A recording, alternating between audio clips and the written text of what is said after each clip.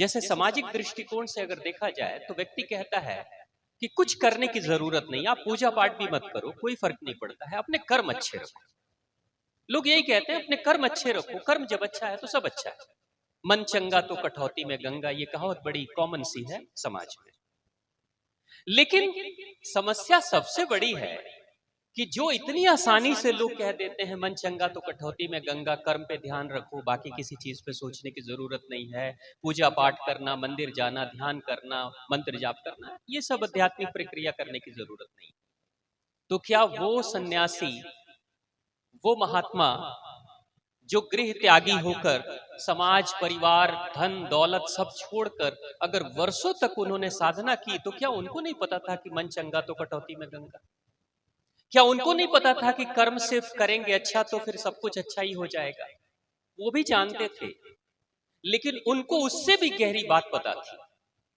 बात वो जो पता थी कि कर्म तो बहुत बाद की बात है, तीसरे चरण की बात है। सबसे पहली बात है किस तरह की तरंगे या इमोशंस हमारे अंदर जन्म लेते हैं, यानी भावनाएं। और जैसी हमारी भावनाएं होंगी, उन भावनाओं के आधार पर हमारा विचार बदलता है, कभी सकारात्मक कभी नकारात्मक होता है। और जैसे विचार हमारे होते हैं वैसे ही कर्म भी हम करते हैं।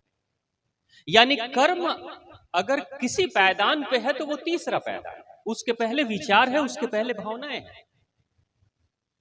तो उन सन्यासियों को, उन संतों को ये पता था कि विचारों पे विचार करना या विचारों पे कंट्रोल करना कुछ हद तक इजी है, आसानी से इंसान अपने विचार को बदल सकता है।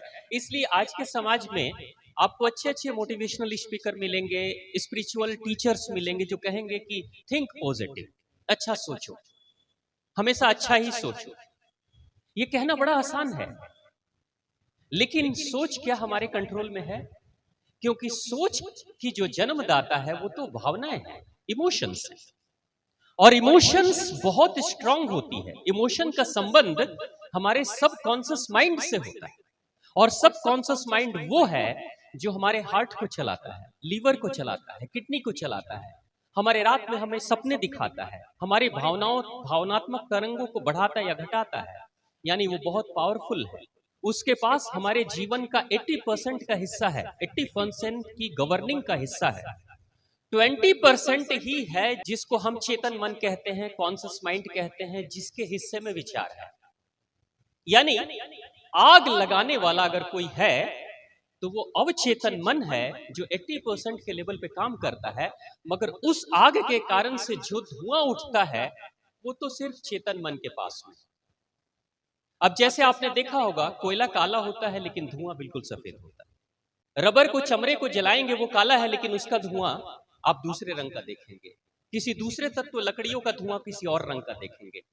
तो यहां व्यक्ति क्या कह रहा है? विचारों को कंट्रोल करो, इसका मतलब क्या कहता है? धुएं को कंट्रोल कर लो। जबकि अध्यात्म क्या कहता है? वो कहता है आग पे कंट्रोल। आग को बुझा दोगे, आग को सकारात्मक रखोगे। जैसे आग एक जंगल में भी लगती है। अभी कोरोना के पहले ऑस्ट्रेलिया में आग लगी थी, और इतनी विशाल आग लगी थी कि लगभग कहते हैं कि पूरा उत्तर प्रदेश जैसा क्षेत्रफल जल रहा था। इतना बड़ा क्षेत्रफल जला है उसमें। तो एक जंगल की भी आग है, और एक हमारे गैस स्टोव में भी, हमारे किचन में भी आग लगती है। तो एक आग को हम बुझाना चाहते हैं, विध्वंसक है, लेकिन दूसरी आग को हम जलाना चाहते हैं क्योंकि वो सकारात्मक है। तो यहां आग में परिवर्तन करने की बात अध्यात्म करता है, जबकि समाज कहता है कि धुएं में परिवर्तन कर दो। धुआं यानी विचार। तो इसलिए बहुत सारे लोग किसी अच्छे व्यक्ति को सुनकर, किसी अच्छे स्पिरिचुअल टीचर को सुनकर, किसी आध्यात्मिक संस्था में जाकर व्यक्ति क्षणिक मोटिवेट हो जाता है, आध्यात्मिक हो जाता है, लेकिन वो बड़ा टेम्पररी होता है। ठीक वैसे ही जैसे मैं अपने शरीर पर, अपने वस्त्र पर कोई इत्र लगा लूं तो उसकी खुशबू थोड़ी देर रहेगी, तब तक मैं सुगंधित महसूस करूंगा, लेकिन थोड़ी देर के बाद वो खुशबू उड़ जाएगी, तो सब कुछ प्लेन प्लेन खत्म, वैसे ही पुरानी स्थिति में चला आएगा, है ना? तो अध्यात्म क्या कहता है कि हम कुछ ऐसी चीजों को प्राप्त करें, उसको समझें जिससे कि हमारी जिंदगी में हमारी भावनात्मक स्तर पे चीजें कार्य करती हैं, और कब सकारात्मक नकारात्मक भावनाएं उत्पन्न होती है उस पर हमारा कंट्रोल होना चाहिए।